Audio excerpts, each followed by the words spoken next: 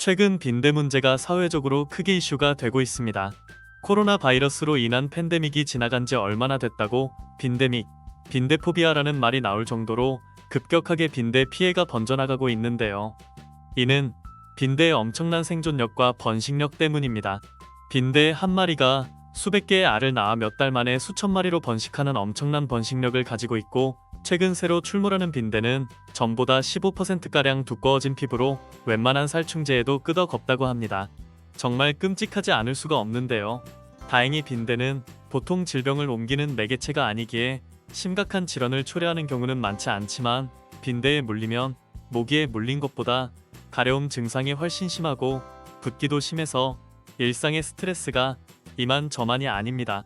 저도 최근에 잠자리에 누우면 몸 이곳 저곳이 근질근질하고 아침에 일어났을 때 몸에 빈대에 물린 듯한 자국이 있어서 현재 일어나고 있는 빈대 사태를 온몸으로 체감할 수 있었습니다.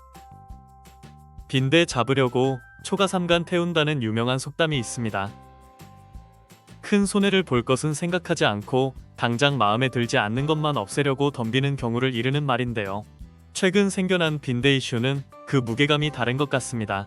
국가 단위의 관리와 더불어 개개인의 대처 또한 매우 중요할 것 같습니다.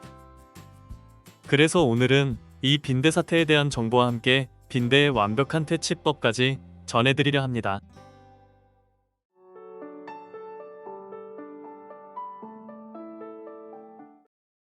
오늘날의 빈대는 주로 침대에서 서식해 베드버그라고도 불립니다.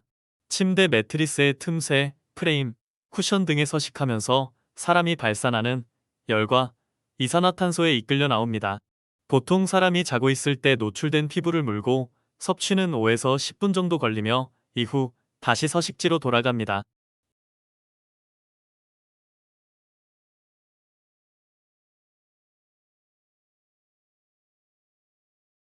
이때 모기와 다른 특이점이 있는데, 빈대는 모기보다 지능이 떨어져 피가 잘 나오는 곳을 찾을 때까지 한 번에 수방에서 수십 방씩 이동하며 계속 물어뜯습니다. 이 때문에 보통 발끝이나 팔끝에서 시작해서 직선으로 또는 둥글게 물린 자국이 생기는 특징을 보입니다. 물린 자국도 모기와 다른데요. 모기에 물리면 물린 곳을 중심으로 볼록 튀어나오지만, 빈대에 물리면 평평하게 빨갛게 부어오르거나 송곳으로 피부를 찌른 듯 직경 0.5에서 1.0mm 정도로 움푹 파인다고 합니다. 빈대에 의한 상처는 모기보다 훨씬 가렵고 따갑다고 하는데요. 빈대에 물리면 처음에는 뻘겋게 부어오른 것뿐이지만 10에서 24시간이 지난 후부터 극도의 가려움이 발생한다고 합니다. 긋거나 건드릴 경우 빠른 속도로 물집이 확대되며 심하면 흉이 질 수도 있으므로 가렵다고 해서 과도하게 긋거나 자극하는 것을 조심해야 합니다. 또한 모기보다 훨씬 많은 양의 피를 흡혈하며 심하게 자주 노출되는 경우에 빈혈증까지 유발할 정도라고 하여 성장기 어린이의 경우에는 더욱 주의해야 합니다. 일반적으로는 치료 없이 1에서 2주 정도 이내에 대부분 회복된다고 합니다. 하지만 일부 사람에 따라 심각한 알레르기 반응이 일어나는 경우가 있기에 물린 부위의 자극을 최소화하고 병원을 방문해 올바른 치료를 받는 것을 권합니다.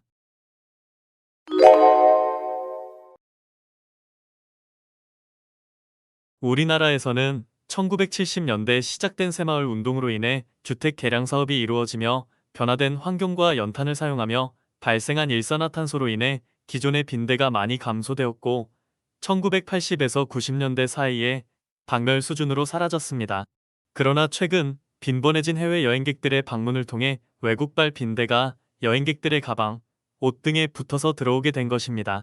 그러므로 만약 해외여행을 다녀올 경우에는 가방과 캐리어는 가급적 집 밖에서 개봉하여 1차적으로 확인하고, 만약 빈대가 발견될 경우에는 옷가지와 가방을 따로 밀봉하여 50에서 60도 이상의 온도에서 30분 이상 건조 소독해 주어야 합니다. 이외에 일상생활에서 빈대에 대처할 수 있는 가장 첫 단계는 자신이 빈대에 감염돼 있는지 점검하는 것입니다.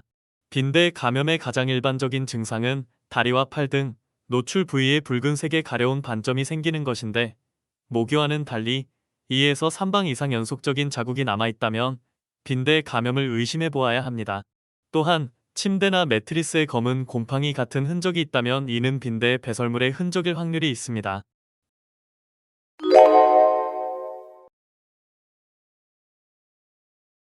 빈대는 가장 구충하기 어려운 해충 중 하나로 평가받습니다. 따라서 일반적으로 빈대가 발생하면 재난으로 간주되기도 하며 방역업계에서는 모기나 바퀴벌레의 대발생보다 상위급 재해로 볼 정도라고 합니다. 자, 그렇다면 이 질긴 해충을 효과적으로 제거하려면 도대체 어떻게 해야 할까요? 핵심은 바로 열입니다. 빈대는 50도 이상의 고온을 가하면 완전히 박멸할 수 있으며 실제로 북미의 일부 방역업체들이 집안의 온도를 통째로 50도 이상으로 달구는 방법으로 방역을 하기도 합니다. 일단 집에서 빈대가 발견되면 옷가지들을 전부 비닐봉지에 밀봉해야 합니다. 이때 한 곳에 몰아넣지 말고 최대한 나눠 밀봉하는 것이 중요합니다. 이후에는 각 비닐별로 나누어서 50도 이상의 온도로 세탁 후 건조해 줍니다. 세탁이 어려운 옷들은 스팀 다리미를 활용해 구석구석 결을 가해주거나 드라이기로 고온의 바람을 가해줍니다. 이 방법으로 핸디형 스팀 다리미를 활용해 빈대가 발견된 곳 근처 의심되는 장소에 열을 가해주는 것도 좋습니다. 가장 중요한 것은 잠자리 부근인데요. 침대의 매트리스를 드러내고 보이는 곳모두를 진공 청소기를 활용해 구석구석 방제합니다. 당연히 이 청소기를 비울 때 또한 봉투에 완벽하게 밀봉하여 버려야 합니다.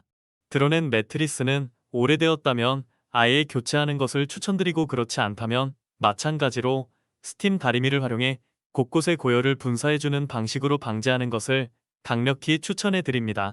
또한 주의할 점은 과거의 빈대와 달리 최근 발생하는 빈대는 시중에 판매되는 살충제에 최소 1000배 이상의 강한 저항력을 가지고 있어 살충제로 박멸하려다가는 인간이 더 큰 피해를 입기 십상입니다.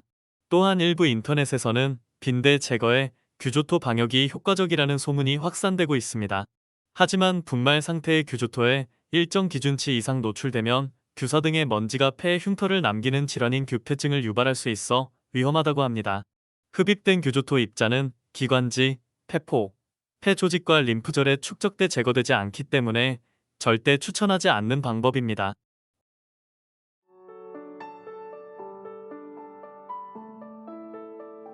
오늘은 요즘 이슈가 되고 있는 빈대의 효과적인 퇴치법에 대해 알아보았는데요. 도움이 되셨나요? 최근 코로나로 인한 팬데믹 사태로 인해 전 세계적인 사회적 경제적 변화를 겪었던 만큼 이번 빈대 사태 또한 우리 모두 초가 삼간을 다 태우는 일이 없도록 경각심을 가지고 자체적인 방제에 신경 써야 할 것 같습니다. 오늘 내용 도움이 되셨다면 구독과 좋아요, 알림 설정 부탁드립니다. 앞으로도 인생의 좋은 지혜들로 찾아뵙겠습니다.